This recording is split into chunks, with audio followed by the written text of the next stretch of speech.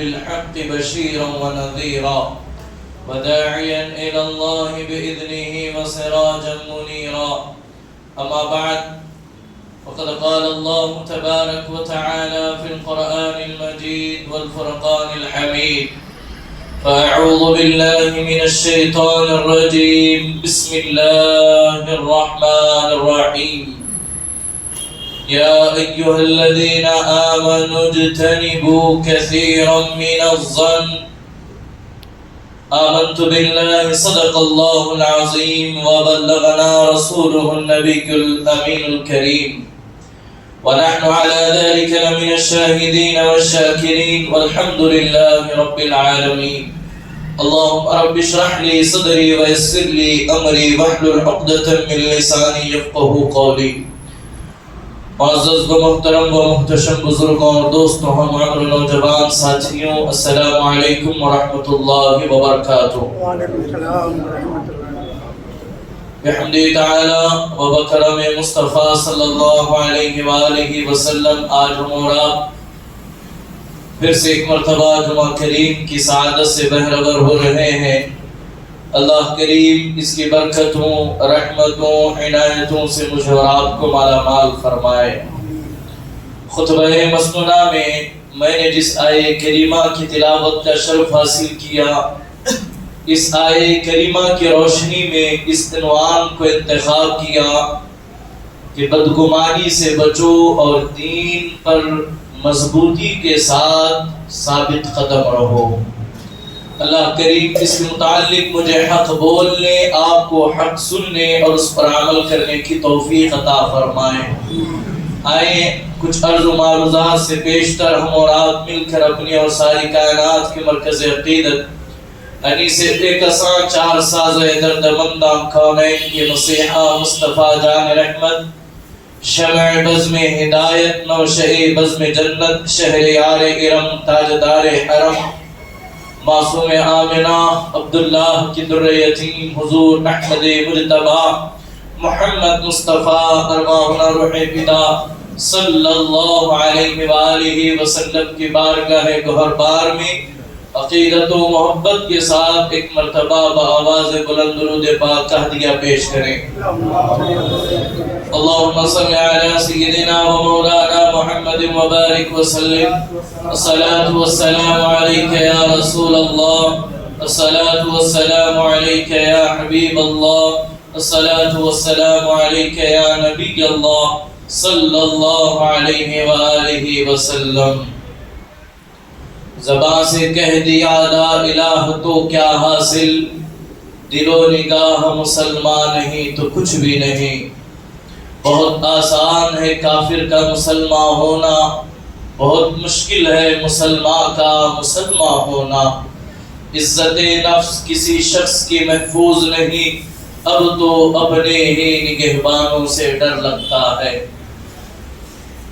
عزیزان محترم، اللہ تبارک و تعالی نے مذہب اسلام کی شکل میں مجھے آپ کو ایک مکمل جینے کا سلیقہ اور جینے کا طریقہ بتایا، جس کا لیے جو ہے اللہ نے قرآن مجید اور پیغمبر اکرم صلی اللہ علیہ وآلہ وسلم کی احادیث نمونہ عمل ہے.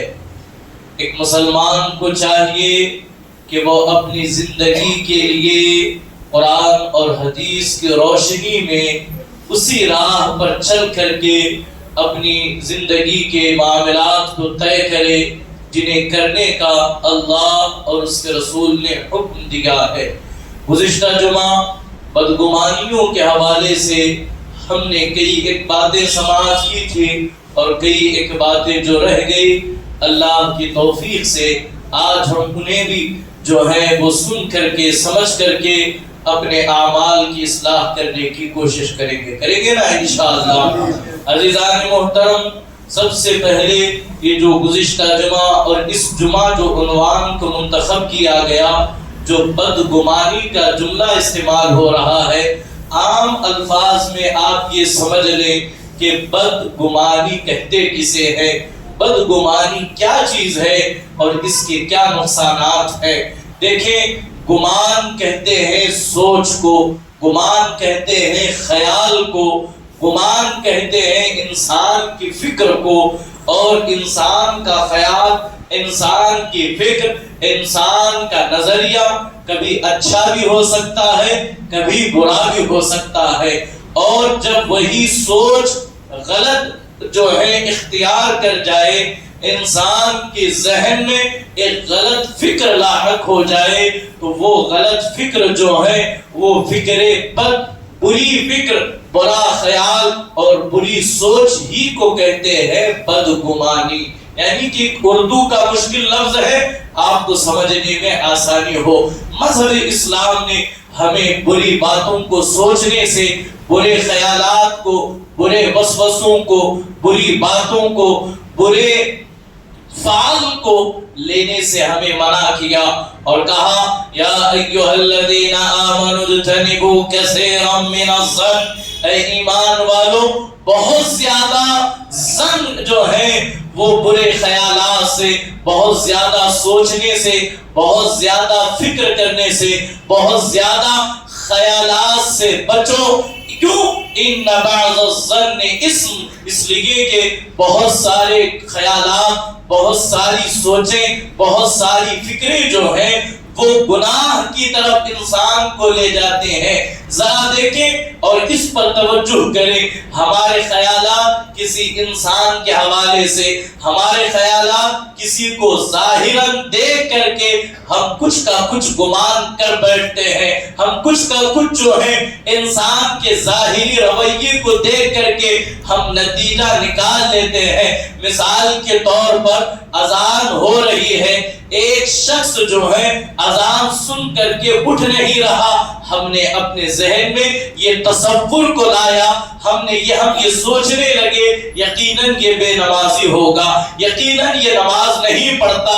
ہمیں کیا پتا کہ بعد میں وہ نماز پڑھنے والا ہے یا نہیں ہے، وہ نماز واقعی چھوڑنے والا ہے یا نہیں ہے۔ تو اسی فکر کو جو ظاہراً ہم دیکھ رہے ہیں، اسی کو دیکھ کر ہمیں گمان اپنے ذہن میں جو کہ غلطی پر مبنی ہو سکتا ہے، ہم اسی کو اپنے ذہن میں بسا کر کسی ایک مسلمان کے حوالے سے ایک غلط بات کو ہم جو ہے وہ آگے لے جا رہے ہیں۔ اس سے اللہ اور اس کے رسول نے ہمیں روکا اور کہا کہ بہت زیادہ کسی کے حوالے سے، کسی کی ظاہری زندگی کو دیکھ کر اس کے خلاف کوئی نتیجہ نہ نکالا جائے، اس کے خلاف کوئی جو ہے وہ اپنے فکر میں کوئی ایک اہم عنوان نہ رکھا جائے۔ مثال کے طور پر دیکھیں، اگر کوئی کسی کا رنگ جو ہے ظاہری طور پر کالا ہے اور اس کی شکل جو ہے وہ بظاہر دیکھنے میں اچھی نظر نہیں آتی،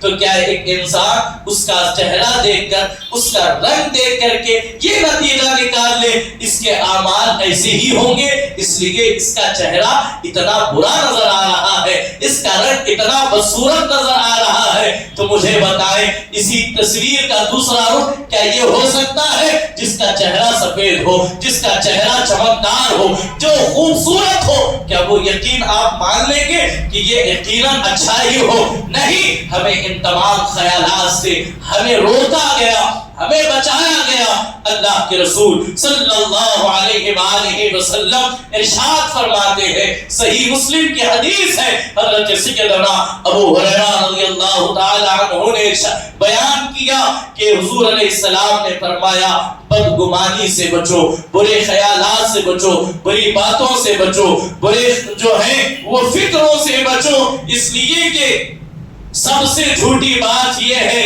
کہ انسان ہر بات کو ایک دوسرے انسان جو ہے بدگمانی کو ہی صحیح مان جائے، بدگمانی ہی کو حق تصور کرے، یہ سب سے جھوٹی بات ہے۔ اور فرمایا ایک دوسرے کے ظاہری اور باطنی عیب مت تلاش کرو، یہ کیا کرتا ہے، یہ کیا کھاتا ہے، یہ کیا پیتا ہے، یہ کس کے ساتھ رہتا ہے۔ ہمیں روکا گیا کہ ایک دوسرے کے عیبوں کو تلاش نہ کرو، ایک دوسرے کی ظاہری اور باطنی لائف کے اندر جو ہے وہ تجسس نہ کرو، ان کی ٹوہ میں نہ لگو، ورنہ کہیں ایسا نہ ہو کہ تم خود گناہ کی راہ پر چل پڑو۔ دیکھیں یہ مذہب اسلام کا نظریہ ہے۔ مذہب اسلام نے بھی ہمیں سوچنے کا بھی طریقہ بتایا، ہمیں سمجھنے کا بھی طریقہ سکھایا، ہمیں کس کے حوالے سے کیا رائے قائم کرنی چاہیے مذہب اسلام نے ہمیں سکھایا۔ اللہ اکبر۔ حضرت سیدنا عبداللہ ابن عباس رضی اللہ تعالی عنہ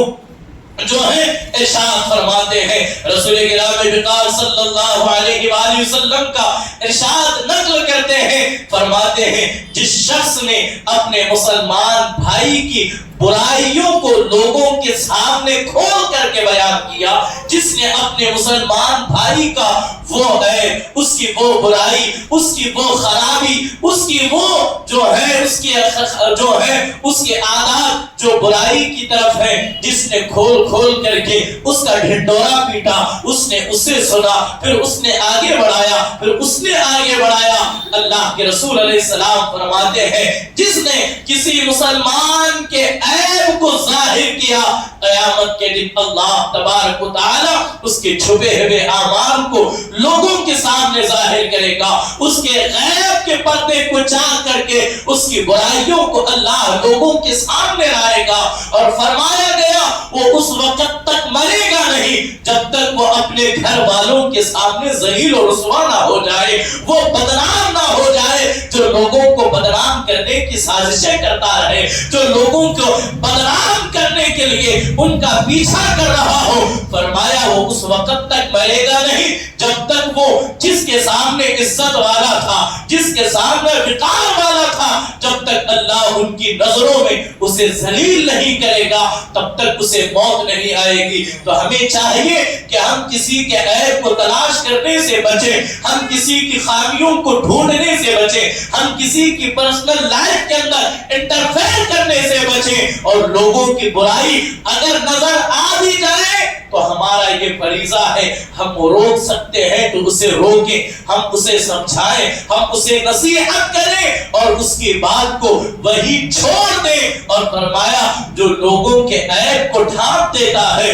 جو لوگوں کی برائیوں پر پردہ ڈال دیتا ہے، وہ لاکھ عیب اس کے اندر کیوں نہ ہو، اللہ اپنے فضل سے اس کے عیبوں کو ڈھانپ دیتا ہے، اس کے عیبوں پر، اس کی برائیوں پر، اس کی خامیوں پر، اس کی کوتاہیوں پر اللہ رحمت کے پردے ڈال دیتا ہے اور کہتا ہے جو بندہ میرے بندوں کے عیبوں کو ڈھانپتا ہے میری شان یہی ہے کہ میں اس کے عیبوں کو ڈھانپ دوں۔ تو اب مسلمانوں کو چاہیے آپ ہمیں جو ہے اپنی نسل نو اور خود کو بھی جو ہے اس راہ پر لے جانا چاہیے، اور اسی لیے ہمیں یہ درس دیا گیا، ہمیں ایک راہ یہ دی گئی کہ لوگوں برائیوں کو اپنے اندر تلاش کرو، خامیوں کو اپنے اندر تلاش کرو، عیبوں کو اپنے اندر تلاش کرو، اچھائیوں کو لوگوں کے اندر تلاش کرو، اچھائیوں کو لوگوں کے اللہ کے بندوں کے اندر ڈھونڈو۔ آج اس کا پلٹ ہمارا معاشرے میں نظر آتا ہے، ہم ساری اچھائیاں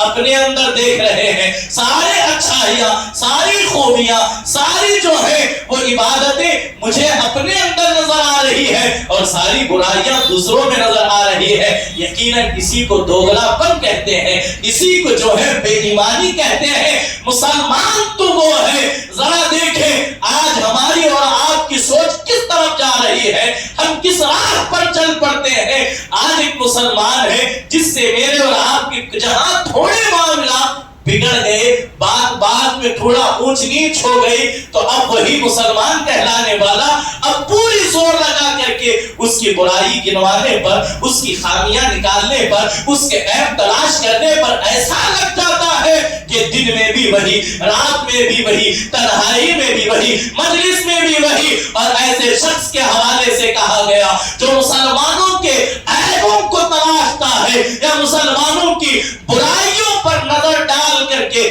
نظر رکھ کر کے، انہیں ڈھونڈ کر کے انہیں بدنام کرنے کی سازش کرتا ہے، اس مسلمان کے حوالے سے کہا گیا وہ اس گندی مکھی کی طرح ہے جو پورے وجود کو چھوڑ کر جہاں زخم سے گندا خون اور پیپ بہ رہا ہو، مکھی جا کر بار بار اسی پر بیٹھتی ہے، انسان ہٹاتا ہے پھر بھی بیٹھتی ہے۔ تو ہمیں کہا گیا اس مکھی کی طرح نہ بنو جو سارا اچھا وجود چھوڑ کر گندگی پر جا کر کے بیٹھتے ہو، تو مسلمانوں کو چاہیے کہ ہم برے خیالات سے بچ جائیں، برے تصورات سے اپنے آپ کو بچائیں۔ حضرت سیدنا حسن بصری رضی اللہ تعالی عنہ فرماتے ہیں خیالات دو طرح کے ہوتے ہیں، انسان کے ذہن میں آنے والی باتیں دو طرح کی ہوتی ہے۔ انسان کے دل میں ہمیشہ کچھ نہ کچھ جو ہے وہ چکر لگا رہا ہوتا ہے، کچھ نہ کچھ انسان دیکھ کر کے سن کر کے کچھ نہ کچھ انسان اپنے ذہنوں میں خیالات کا ایک عجیب جو ہے وہ قلعہ تیار کرنے میں لگ جاتا ہے۔ فرمایا گیا ان خیالات میں، وہ خیالات کو دو کیٹیگری میں تقسیم کر دیا گیا، دو حصوں میں جو ہے انہیں بانٹا گیا۔ ایک خیال اللہ کی طرف سے، اب ہم اپنی فکروں کو دیکھیں، یہ خیال اللہ کی طرف سے ہے یا اللہ کی طرف سے نہیں ہے؟ اللہ کی طرف سے جو خیال آ رہا ہے، جو خیالات آ رہے ہیں، جو باتیں ذہن میں پیدا ہو رہی ہیں، یقیناً وہ مجھے اور آپ کو نیکی کی طرف لے جاتے ہیں، وہ بھلائی کی طرف لے جاتے ہیں، وہ مجھے اور آپ کو جو ہے اللہ کے حضور ایک اچھے بندے کی حیثیت سے پیش کرتی ہے۔ اور اسی کی بنسبت جو دوسرا وسوسہ اور اس کا دوسرا حصہ یہ ہے کہ دوسری طرف جو خیالات آتے ہیں یقیناً وہ شیطان کی طرف سے آتے ہیں۔ شیطان انسان کے دل میں وسوسہ کرتا ہے، ذرا اسے دیکھ، یہ کرتا کیا ہے، یہ کھاتا کیا ہے، یہ پیتا کیا ہے، دن بھر یوں ہی پڑا رہتا ہے، لیکن اس کا گھر کیسا چلتا ہوگا، یہ اپنے بیوی بچوں کو پالتا کیسے ہوگا۔ اسی وجہ سے انسان کبھی بغض کا شکار ہو جاتا ہے، کبھی حسد کا شکار ہو جاتا ہے، کبھی کینہ کا شکار ہو جاتا ہے۔ تو انسان بعض دفعہ کسی کے کوئی عمل کو دیکھ کر اس کی جاسوسی میں لگ جاتا ہے۔ مثال کے طور پر دیکھیں، میں آپ کو کہوں، آپ 10-12 دوست کہیں بیٹھے ہیں، ان میں سے کسی نے یہ کہا فلاں مسجد کے امام صاحب جو ہیں وہ سورہ فاتحہ پڑھنے میں غلطی کرتے ہیں، ذرا سمجھے۔ اب ان 10 لوگوں میں سے 4-5 تو ایسے ہوں گے وہ ارادتاً اسی وجہ سے اس مسجد میں جائیں گے، ذرا میں بھی تو دیکھوں وہ امام صاحب غلطی کیا کر رہے ہیں، وہ کون سی آیت میں جو ہے اونچ نیچ کر رہے ہیں۔ تو مجھے بتاؤ عزیزوں، ہم کیا ان کی اصلاح کر سکتے ہیں؟ کیا ہمیں ان سے اچھا پڑھنے آتا ہے؟ تو یہ فکر ہی ہمیں برائی کی طرف لے جاتی ہے۔ بس میں مثال کے ذریعے آپ کو سمجھا رہا ہوں۔ آپ نے سنا کسی کے حوالے سے کہ یہ بندہ جو ہے یہ فلاں برائی میں مبتلا ہے، اب ہم پورا جو ہے معاملہ اسی کی طرف ہماری فکریں ہیں، اسی کی طرف ہمارے خیالات ہیں۔ نماز پڑھ رہے ہیں تو دل میں خیال آ رہا ہے کہ فلاں یہی کر رہا ہوگا۔ مثال کے طور پر دیکھیں، ہمارے آپ کے جو ہے وہ گھروں میں یا دکانوں میں بہت سارے مزدور جو ہے وہ کام کر رہے ہوتے ہیں، آپ کی کوئی قیمتی چیز جو ہے وہ گم ہو گئی، آپ کو نظر نہیں آ رہی ہے۔ انسان کا سب سے پہلا جو ہے وہ شک اپنے دکان میں، اپنے مکان میں کام کرنے والے مزدوروں پر جا پڑتا ہے۔ ہو سکتا ہے اسی نے چرایا ہو سکتا ہے اسی نے اٹھایا ہو۔ اب یہاں ہمارے اور آپ کے ایمان کا امتحان ہے، اگر اس نے نہیں لیا تو گویا کہ ہم نے مسلمان کے حوالے سے غلط رائے قائم کی، غلط سوچ کو ہم نے اپنے ذہن کے اندر پیدا کیا۔ ایسا سوچنا مسلمان کے حوالے سے اللہ اس کے رسول نے حرام قرار دیا ہے، اس لیے کہ وہ مسلمان ہو ہی نہیں سکتا جس سے مسلمان کے خون، اس کی عزت، اس کے متعلق تمام چیزوں کو اللہ رسول نے حرام قرار دیا ہے۔ اور فرمایا جس نے اپنے بھائی کے متعلق بدگمانی کی گویا کہ اس نے اپنے رب کے ساتھ بدگمانی کی، اس نے اپنے رب کے حوالے سے برا خیال تصور کیا۔ اور اللہ کا ایک اصول ہے، اللہ کا ایک قانون ہے، ذرا تمام حضرات اس بات کو دل کی تختی پر لکھ کر کے لے جائیں۔ اللہ رب العزت خود ارشاد فرماتا ہے میں بندے کے ساتھ وہی معاملہ کرتا ہوں جو میرا بندہ میرے حوالے سے سوچتا ہے، میرا بندہ میرے حوالے سے سوچتا ہے۔ پہلی چیز ہمیں اللہ کے حوالے سے کیا سوچنا چاہیے، یہ بھی ایک بہت اہم حصہ ہے۔ اگر ہم یہ سوچیں کہ میں بہت بڑا گنہگار ہوں، اللہ مجھے جہنم میں ڈالے گا، یہ خیال، یہ فکر حرام ہے۔ بندہ گناہ کرنے کے باوجود بھی اپنے رب سے امید رکھنی چاہیے، میں گنہگار ہوا تو کیا ہوا، میرا رب تو بڑا غفار ہے، وہ بڑا رحم کرنے والا ہے، وہ بڑا کرم کرنے والا ہے۔ تو اسی سوچ کو ہم آگے لے کر کے بڑھیں، یقیناً اسی فکر کے حوالے سے اللہ کہے گا میرا بندہ میری ذات سے یہ نظریہ رکھتا تھا گناہ کر کے بھی میرا رب قریب ہے، کرم کرے گا، اے بندے آ میں تجھ پر ضرور کرم کروں گا، میں تجھ پر رحم کروں گا۔ کیوں؟ اس لیے کہ تو میرے حوالے سے سوچتا تھا کہ اللہ رحم کرنے والا ہے۔ اسی کے بنسبت اگر انسان یہ سوچے کہ اس کام میں جو ہے وہ مجھے نقصان ہوگا، یہاں گھاٹا ہوگا، یہاں بیماری ہوگی، اب انسان کی جو سوچ بنی اللہ وہی معاملات اس پر مسلط کر دیتا ہے، وہی معاملات اس پر جو ہے وہ مسلط ہو جاتے ہیں۔ عزیزان محترم، آج ہم اپنی تھوڑا سا اپنے گھروں کا، اپنے خاندان کا جائزہ لیں تو آپ کو پتا چلے گا بہت سارے مسلمان آج بھی لا علمی کی وجہ سے، علم سے دور ہونے کی وجہ سے، یا پھر یوں کہیں ایمان کے کامل اور پختہ نہ ہونے کی وجہ سے بہت سارے ایسے خیالات کو لے کر کے آگے بڑھ رہے ہیں۔ بہت ساری چیزیں، جب کبھی کسی کے گھر کوئی حادثہ پیش آتا ہے، جب کوئی بیمار ہو جاتا ہے، جب کوئی کسی کا کاروبار نقصان ہو جاتا ہے، تو گھروں کی خاص کر کے عورتوں کو آپ ان کے زبان پر یہ بات آتی ہے، خاص کر کے بوڑھی عورتوں کے حوالے سے کہ اللہ اکبر، یہ کہتی ہوئی نظر آتی ہے اگر آپ کو برا لگے تو آپ مجھے معاف کریں، توجہ میری طرف رکھیں۔ عزیزان محترم، بعض دفعہ کوئی حادثہ پیش آتا ہے، کوئی معاملہ پیش آتا ہے تو خواتین کی طرف سے ایک بات آتی ہے، وہ اپنے شوہروں کو، وہ اپنے بیٹوں کو، وہ اپنے گھر کی مردوں کو یہ کہتی ہوئی نظر آتی ہے کہ دیکھو اس سال ہم نے فلاں مجلس نہیں کی، اس لیے یہ حادثہ ہمارے ساتھ ہوا۔ یہ سننے میں آتا ہے نا، ہر بعض دفعہ جو ہے یہ سننے میں بھی آتا ہے۔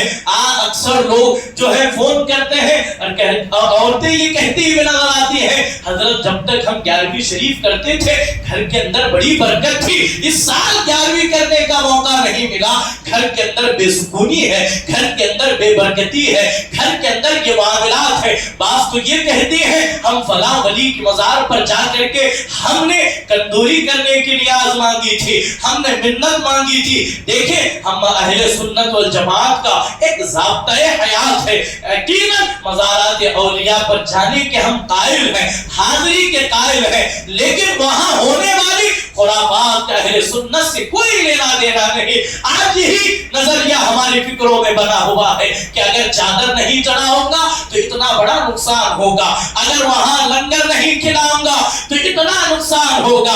یہ سارے خیالات آج مسلمانوں کے اندر اتنی تیزی کے ساتھ پھیل رہے ہیں، مسلمان اسی کو سب کچھ مان کر، اسی کو ایمان بنا کر کے چل رہے ہیں، تو نتیجتاً ان کے ساتھ وہی ہوتا ہے جو ان کی سوچ میں آیا ہے، جو ان کی فکر میں ہے، جو ان کے خیالات میں ہے، جو ان کے گمان میں ہے، جو ان کی فکروں میں ہے۔ مسلمان یہ کیوں نہیں سوچتے؟ مسلمانوں کی فکریں ان سارے خرافات سے ہٹ کر اس طرف کیوں نہیں آتی کہ وہ یہ سوچنے پر کبھی مجبور کیوں نہیں ہوتے؟ ہم پر آنے والی جو مصیبتیں ہیں ہو سکتا ہے ہمارے قرآن پاک نہ پڑھنے کی وجہ سے ہو سکتی ہے۔ میں بیمار ہوا اس لیے کہ میں روزہ نہیں رکھا، اس لیے میں بیمار ہوا۔ کیوں؟ اللہ کے رسول علیہ السلام فرماتے ہیں ماہ رمضان کے روزے رکھو اللہ صحت عطا کرے گا، ماہ رمضان کے روزے رکھو اللہ صحت عطا کرے گا۔ اور ساتھ ہی ساتھ پیغمبر اکرم صلی اللہ علیہ وآلہ وسلم نے ہمیں یہ بتایا کہ ہر مسلمان کو چاہیے کہ وہ ہر ماہ میں ایام 20 کے روزے رکھے، یعنی ہر ماہ 13، 14، 15 کے روزے رکھے۔ آج کی سائنس بھی یہ کہتی ہے جو بھی کوئی مسلمانوں کی طرح مہینے میں 3 دن جو ہے چند گھنٹے بھوکا رہ جائے وہ کینسر جیسی، بلڈ پریشر جیسی بہت ساری مہلک بیماریوں سے بچ جاتا ہے۔ آج مسلمانوں کی فکریں کیا ہونی چاہیے تھی؟ مسلمان کہاں چلے گئے؟ مسلمان بیماری کو اولیاء پر ڈال کر کے کہتے ہیں کہ فلاں نیاز نہیں کی اس لیے یہ مصیبت آئی۔ میرے عزیزوں، ہمارا ایمان یہ ہے جو اللہ کے اولیاء ہیں انہوں نے اپنی پوری حیات میں نہ کبھی کھانے کی فکر کی، نہ کبھی سونے کی فکر کی، نہ اچھے مکان کی فکر کی. وہ تو اب اپنی قبروں میں جنتی جو ہے وہ برزخی زندگی گزار رہے ہیں. انہیں ہمارے کھانے کی ضرورت کیا ہے؟ انہیں ہماری چادر کی ضرورت کیا ہے؟ انہیں ہمارے لنگر کی ضرورت کیا ہے؟ کھلاؤ اس ارادے سے کہ اللہ خوش ہوگا، کھلاؤ اس ارادے سے اللہ راضی ہوگا. اگر ہماری نیت یہ ہوگی کہ کھلاؤں گا تو ہی کام ہوگا تو پھر تمہاری فکریں یقیناً جو ہے وہ غلط راہ کی طرف جا رہی ہے. تو اسی طرح دیکھیں آج گھر گھر کے اندر تنگ دستی ہے، گھر گھر کے اندر پریشانیاں جو ہیں ابھرتی ہوئی نظر آتی ہیں. آج خواتین کہتی ہیں اس سال ہم نے چراغا نہیں لگایا، اس سال ہمیں چراغا نہیں لگائے اس لیے میرے بچے بیمار ہو گئے، میرے شوہر کا کاروبار بالکل ٹھپ پڑ گیا. ان سے کہیں اے بہن کیا تو نے کبھی قرآن کھولا ہے؟ آج گھروں کے اندر قرآن کو دیمک لگ رہے ہیں، قرآن کو کیڑے لگ رہے ہیں. مسلمان کھولنے کی مسلمانوں کو توفیق نہیں تو مجھے بتائیں، آپ خود فیصلہ کریں. جن گھروں کے اندر قرآن پر دیمک لگ رہا ہو برس سے سال سے، جس گھر کے اندر اللہ کا کلام کھلا نہیں، اللہ کا کلام پڑھا نہیں گیا، اس گھر میں کیا خاک اللہ کی رحمت آ سکتی ہے؟ وہ گھر تنگ دستیوں کا، مصیبتوں کا، پریشانیوں کا گڑھ نہیں بنے گا تو اور کیا بنے گا؟ مسلمانوں اپنی سوچوں کو، اپنے خیالات کو اچھا بناؤ، یہی ہمارے لیے بہتر ہوگا. اور مال میں نقصان ہوتا ہے تو مسلمان کو چاہیے کہ وہ یہ دیکھے میں نے زکوٰۃ صحیح نکالی ہے یا نہیں نکالی ہے، میری زکوٰۃ نکالنے کا انداز صحیح تھا یا نہیں تھا. اس لیے کہ اللہ کے رسول غیب کا رسول صلی اللہ علیہ وسلم نے فرمایا جس نے اپنے مال کی صحیح معنوں میں زکوٰۃ ادا کی گویا کہ اس نے اپنا مال اللہ کے قلعے میں محفوظ رکھ کر دیا، وہ کبھی نقصان نہیں ہو سکتا، اسے گھاٹا نہیں آ سکتا.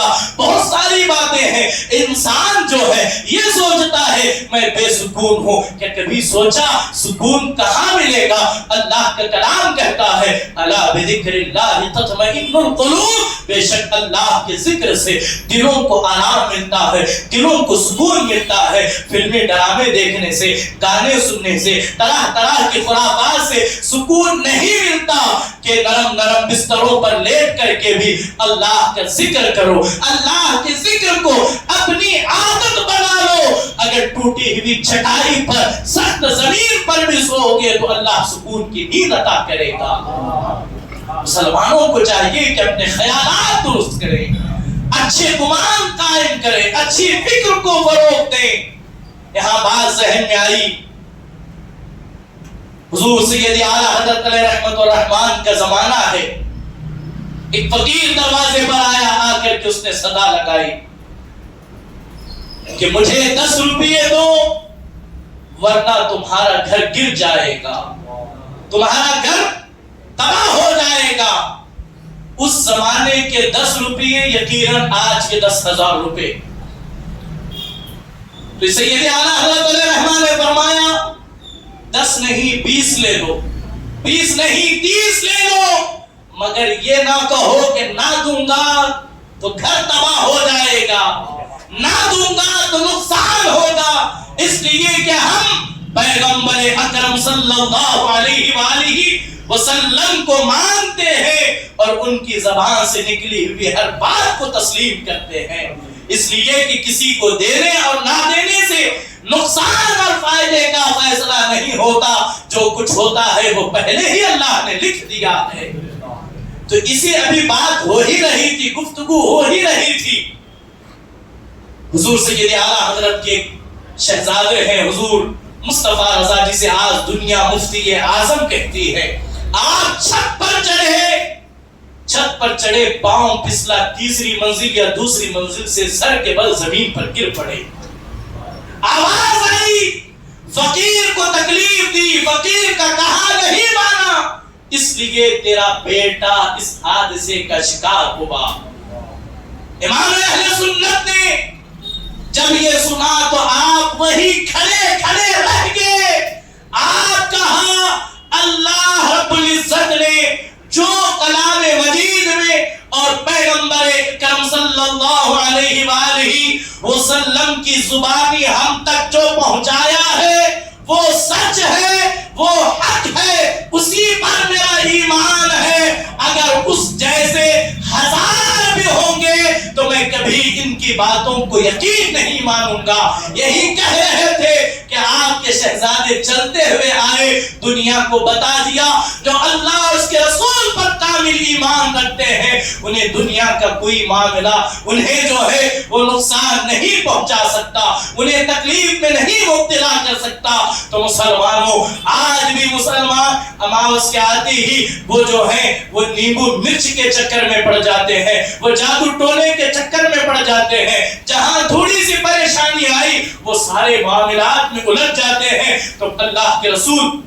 صلی اللہ علیہ وآلہ وسلم نے ہمیں ان تمام معاملات سے روکا اور روک کر کے کہا ہمارے تمام جو ہے وہ عقائد و نظریہ اللہ کی ذات والا صفات کے حوالے سے مضبوط ہونے چاہیے۔ مسلمان چاہے جس حال میں بھی رہے ان کا دین پر ثابت قدم رہنا ضروری ہے، اس لیے کہ آنے والی مصیبتیں، آنے والی پریشانیاں کہیں ایسا نہ ہو ہمارے ایمان کو ہلا جائے، ہمارے ایمان کے اندر لرزہ برندامی پیدا کر جائے۔ تو مسلمانوں اپنا ایمان مضبوط رکھو، جو بھی معاملات ہو اللہ اس کے رسول کے سپرد کریں، اس لیے کہ یہی اصل ہے۔ اور اسی لیے کہا انہیں مانا، انہیں جانا، نہ رکھا غیر سے کام، للہ الحمد میں دنیا سے مسلمان گیا۔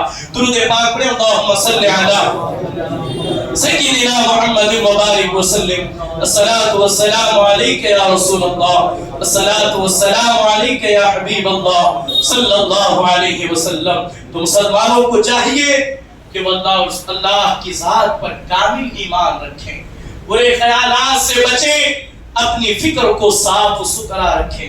اگر کسی کے حوالے سے اگر یہ آپ سوچ قائم رکھیں کسی اجنبی کو دیکھ کر کہ یہ یقیناً اچھا ہوگا، نیک ہوگا، ایسا خیال اللہ اس کے رسول کو پسند ہے کہ ہم ایک دوسرے کے حوالے سے اچھی رائے قائم کریں، ایک دوسرے کی عزت کی حفاظت کریں، ایک دوسرے کی مال کی حفاظت کریں، ایک دوسرے کا احترام کریں اسی طرح جس طرح ہم چاہتے ہیں کہ دوسرے ہمارے احترام کریں۔ اور ساتھ ہی ساتھ سارے جو آج بدگمانیاں معاشرے کے اندر پھیلی ہوئی ہیں ان ساری چیزوں سے ہمیں بچنا چاہیے۔ اور ساتھ ہی ساتھ ہاتھ کی لکیریں دیکھ کر کے جو کچھ معاملات آج جوتشوں کے اور جو کچھ معاملات آج پھیل رہے ہیں ان سے بچیں۔ ہمارا ایمان لکیروں پر نہیں ہے، ہمارا ایمان تقدیر پر ہے جو اللہ نے لکھ دی ہے، کوئی لکیروں کو بدل نہیں سکتا۔ اور جو یہ کہتے ہیں کہ ہماری تقدیر ہمارے ہاتھ کی لکیروں میں ہے تو ان سے کبھی سوال کریں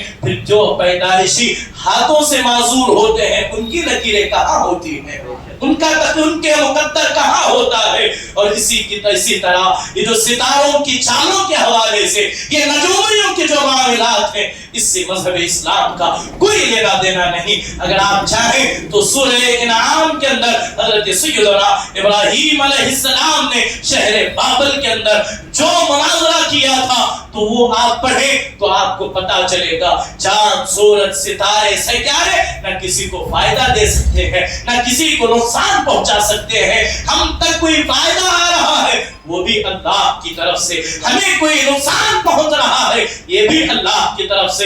اللہ کریم ہم تمام امت مسلمہ کو اچھے انداز میں بدگمانیوں سے نکل کر حسن ظن کے ساتھ ہمیں زندگیاں گزارنے کی توفیق عطا فرمائے، دین پر ثابت قدم رہ کر اللہ ہمیں ایمان پر زندگی گزارنے کی توفیق عطا فرمائے۔ عزیزان محترم، اللہ کریم ہم تمام کو کہنے سننے سے زیادہ عمل کی توفیق عطا فرمائے۔ وآخر دعوانا الحمدللہ۔